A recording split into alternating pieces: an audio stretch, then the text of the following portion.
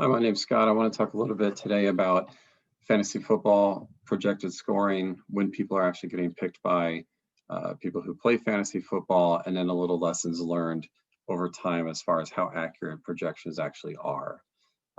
Excuse me for having my camera over here and the picture I'm looking at over here. Um, Hopefully that doesn't drive anyone insane. But I have up here just a few examples. So here's ESPN. You can see that I'm showing all player positions, and it just shows essentially how many points people are expected to score. And you can have that for every position. So we got running backs, quarterbacks, wide receivers, and so on. Here's another one, FF Today. You can see they have different bins for each player type, and they even put them into tiers. And you'll see in a little bit that there are significant drops from one tier to another. So it is valuable to know where those drops are. So I like how they've done that. One that I like to use is fantasy data. So what this company does is they take all of the analysts' rankings over time, they figure out how accurate they are, and they actually weight each of their rankings into their model. So what you have on the left are these weighted projections by analysts who are actually paid to do rankings. And on the right, you have average draft position, ADP, which is just people who play fantasy football. When are they actually choosing these players? So you would think, I have it on running back right now, you would think that people would just simply select players based on the amount of projected points that they're going to get.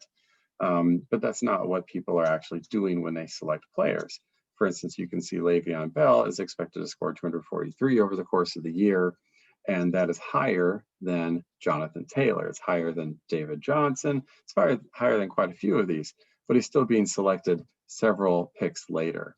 So for some reason, people who play fantasy football are not listening to analysts, and they're actually choosing them out of their projected scoring order. So what I'd like to do is to make a visualization out of that. So in this example, you can see wide receivers, and on the axes, you have the weekly score, which is what you just saw, divided by 16, and also the average draft position. So when are they actually taken in the draft? So there's a little line fitted to it, and essentially if you are below the line, that means you're scoring less than you should for that position you're drafted. And if you're above the line, you are overachieving and you're scoring more than you should for that draft position.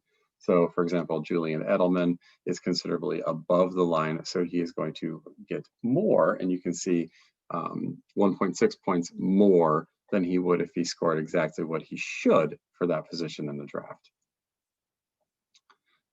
And also I want to make a note that I really like the way this was kind of visualized, and I got the idea from the Wharton online class on people analytics through Coursera, and it was a class taught by Cade Massey. So shout out to them for having a good class.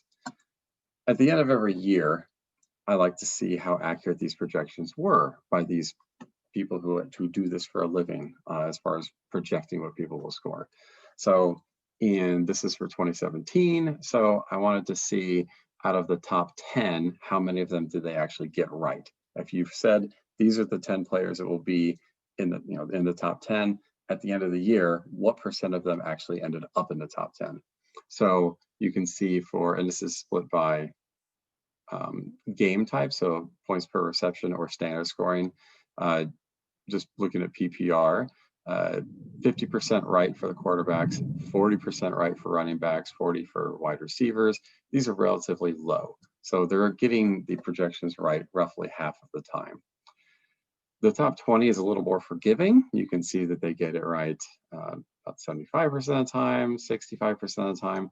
So you have a bit of a bump up because someone who's expected to be number 8 overall, they fall to number 11 or 12. They're still kind of in that, they're in that top 20. So it's a little easier to get this top 20 right than it is to get a high ranking or high percentage in the top 10. Then we looked at, and this was 2017, then we look at 2018. Slightly different graph style, but I wanted to show the difference, how they improved over time. So same thing, it's split into PPR and standard by position, and it's updating on us again.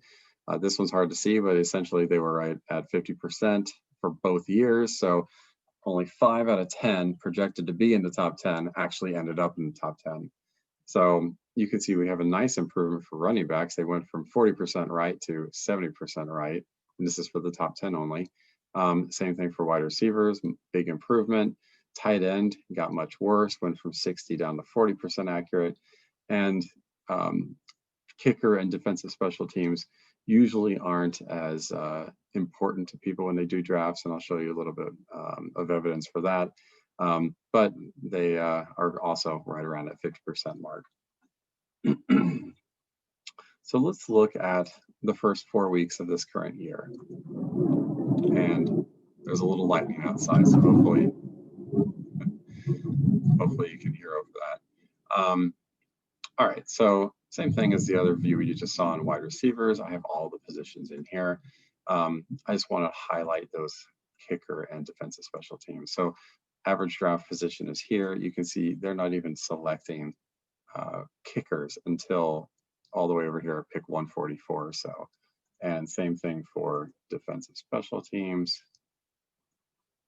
The first defense chosen is the 49ers and around pick 103 in the draft.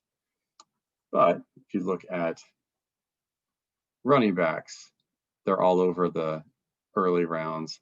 Same for wide receivers, a few tight ends, and quarterbacks are kind of spread all out. But you can see there are 2 quarterbacks who were chosen early, Lamar Jackson and Patrick Mahomes.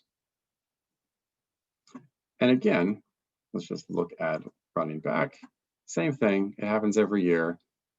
People are scoring a little less than they should for where they're drafted, and some are scoring a little more, especially look at Le'Veon Bell, we saw him earlier.